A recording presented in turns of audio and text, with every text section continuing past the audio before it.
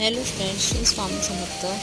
तर आज आहे संडे आणि संडेला आम्ही मासे घ्यायला आलो. मी आणि अवनीचे पप्पा आले. अवनी आणि अर्णव घरी होते. इथे आम्ही असे मासे घेतले.